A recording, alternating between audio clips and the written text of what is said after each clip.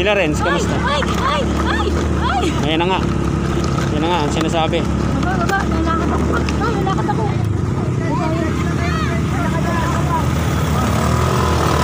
Okay. Ano?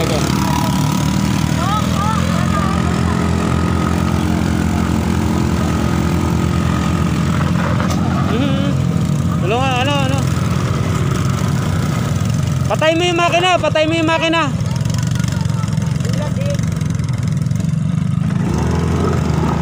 Kumakayod na talaga yung gulong kahit yan sa ano namin. Ay, tulak na lang to. Hindi, kaya to. Tiwala lang. Yan, kung mag-isa lang, kaya. Pero kung may angkas, medyo alanganin talaga kasi malupa yung kalsada.